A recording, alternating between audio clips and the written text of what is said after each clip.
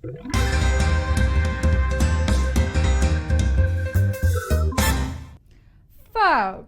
how much do we love? Almost as much as I love my display bees, almost as much as you love trivia. I'm kidding. I love you more than this outfit, but really, thank you for allowing me a platform to come on here and flaunt my fashion every single day.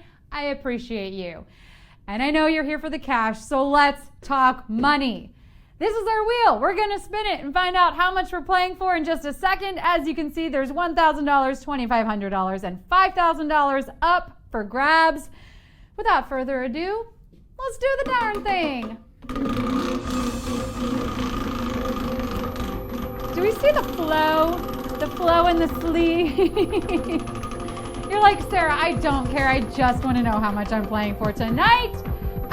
Oh, you will care if, nope, we're playing for $1,000. So close.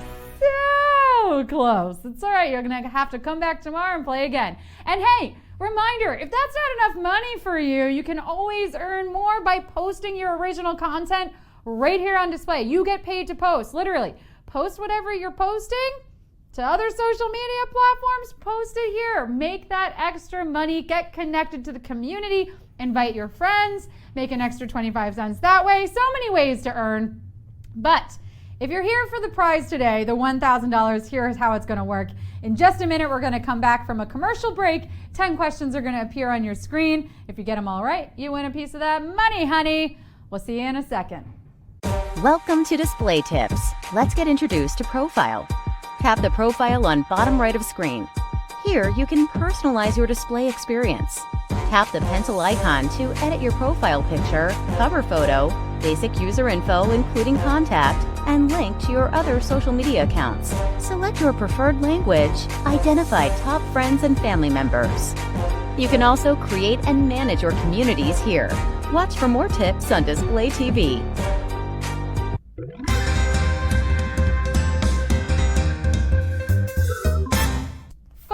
I forgot to mention, this is our last trivia game of September.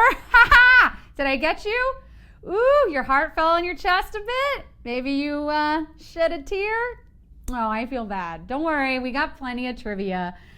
I mean, I'm kind of sorry, but honestly, is Mother Nature sorry? Seriously, like, where is 2021 going? Slow down, woman. Pace is too fast. I can't keep up. All of those feelings and reactions that you just had to my little joke, that is how I feel about September being over. I still have so much to do on my New Year's resolutions list. I've got to become a millionaire, run 3 marathons, get 500,000 display followers. What? You should always set lofty goals. Dream big. Like becoming the next winner of this display trivia game. It's a great place to start. And I believe in each and every one of my display bees. $1,000 is up for grabs. You know the rules. 10 questions, 10 seconds to tap each answer. Get them all right, and you win. Get one wrong, and you are out of the running for the prize money, but you can keep playing along for fun. And because it's the last game of September. Didn't fool you that second time, did I? Well, that's okay, because these questions will. Here we go. Question 1. Select the item that does not typically have a screen. Phone, computer, newspaper. Select the item that does not typically have a screen. Phone, computer, newspaper. One of these might not have a screen, but I hope that you all use sunscreen as a part of your daily skin routine. Even if you're not going outside, the sun will get you. Also, you're getting UV rays from all your blue light emitting devices, and check it out. Just like that, I'm back on topic. The only screen time you don't need to limit is your screen in porch time. Girl, sit in your rocker all day with that book. Go off. You can read your newspaper on a phone or computer, but you're not going to find a screen on that newspaper. Question 2. Which version of this General Mills cereal has used a bumblebee as its mascot? Frosted, Honey Nut, Apple Cinnamon. Which version of this General Mills cereal has used a bumblebee as its mascot? frosted, honey nut, apple cinnamon. Apparently, the bumblebee has retired from his tenure as this General Mills mascot. But he put in a lot of good years telling us about heart-healthy breakfast options, and for that, we are eternally grateful. I'm sure he gets a great pension and used his 401k to buy that vacation hive he always wanted for his queen and all their larvae. This is without a doubt the best version of Cheerios. We all know the plain ones taste like cardboard, right? Let's get on the same page about that. Honey Nut is where it's at, but we're headed into question 3. The acronym FOMO stands for what? Fear of missing out, fear of moving on, fear of mulling over. The acronym FOMO stands for what? Fear of missing out, fear of moving on, fear of mulling over. Okay, so we're not going into this blind. From context clues, we all know it's fear of something, but fear of what? I think I have faux FOMO, fear of FOMO. FDR said the only thing we have to fear is fear itself, but I think he was wrong. I think we need to be scared of FOMO. Please, everyone, get the right answer so we can bury my faux FOMO and move on. FOMO, as the kids are saying, is fear of missing out.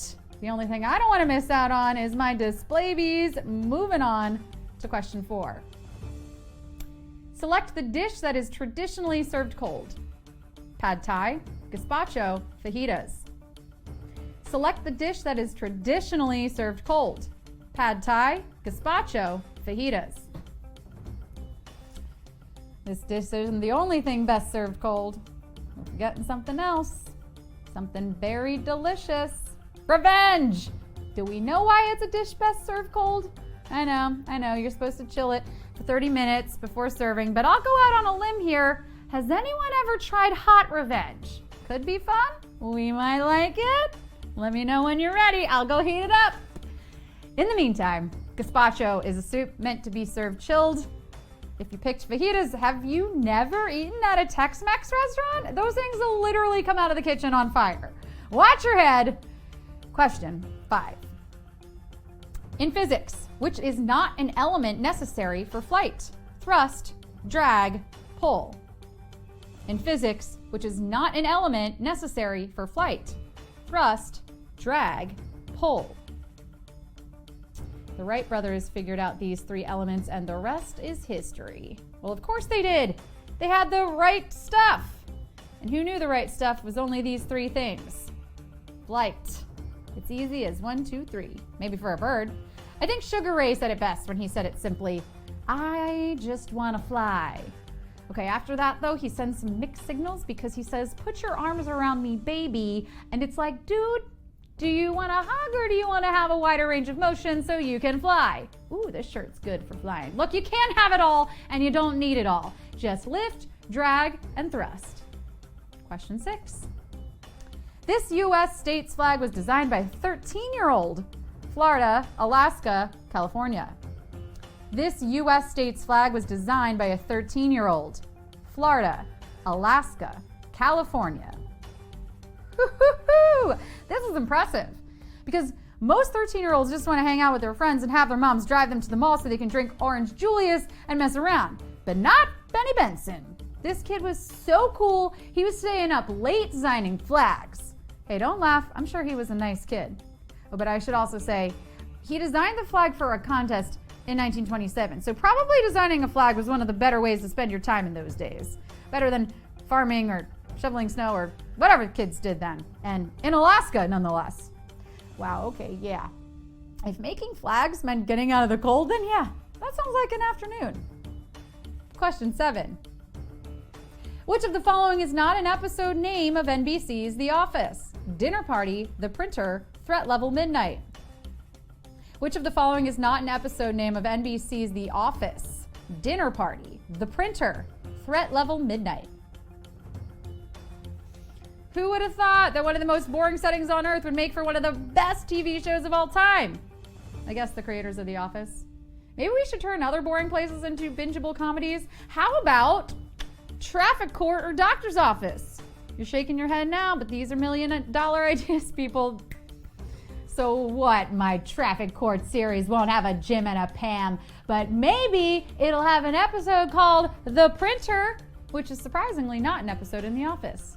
There's always stuff going on with printers. Question 8. Which is a male part of a plant anatomy? Filament, stigma, style. Which is a male part of a plant anatomy?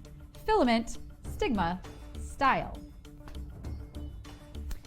These male plants have grace, they have class and elegance, but do these male plants have style? Check them out. These plants better work. Yes, plants, make that fresh oxygen. You are giving us so much life right now. No, literally, we need oxygen to breathe. I think we have a future cover plant in our midst. And speaking of, give this plant a mist. Keep those leaves dewy. Plants have male and female parts, and all are necessary to reproduce, but the only part here that's one of the male parts, that would be a filament.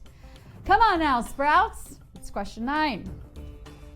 All of the following are located in The Hague except Dutch Parliament, UN's International Court of Justice, World Bank headquarters.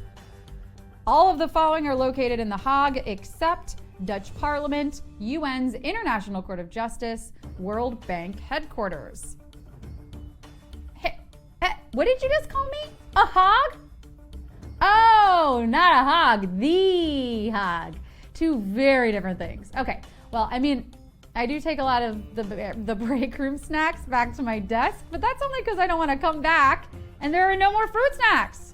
No, we are referring to The Hague, which is located in the Netherlands and is actually really interested in equitability and fairness. Unlike a certain trivia host and her fruit snacks. I'm not going to name names. The Dutch Parliament and the Court of Justice are both located here. The World Bank headquarters? The U.S. is hogging that one over in Washington, D.C. Are you ready to hog these winnings? Because it's time for the final question. Here we go. Question 10. Which 90s toy spelling was changed in Sweden to avoid confusion with a place of the same name? Tamagotchi, Polly Pocket, Furby. Which 90s toy spelling was changed in Sweden to avoid confusion with a place of the same name? Tamagotchi, Polly Pocket, Furby. We hear a lot about Swedish exports like ABBA and IKEA and meatballs, but we don't hear a ton about Swedish imports. Good to know they're taking in as much as they're putting out. It's good to have some good intake. And because this toy's name shared a spelling with some local church ruins, the manufacturers thought it best to give the name a slight spelling change to prevent confusion. But come on. You think kids are gonna want to play in a pile of old bricks instead of with this electronic bird monster creature? It's the Furby. And the spelling in Sweden was changed to EE instead of Y. And if you knew that, well, you're smart. And that's why you're taking home some prize money today. And that's a wrap on trivia in September. Folks, you came, you slayed, you displayed your knowledge, and you got paid. We'll see you tomorrow for a whole new round of trivia and a whole new month. And dare I say, a whole new you? Only 24 hours will tell. We'll see you tomorrow on display.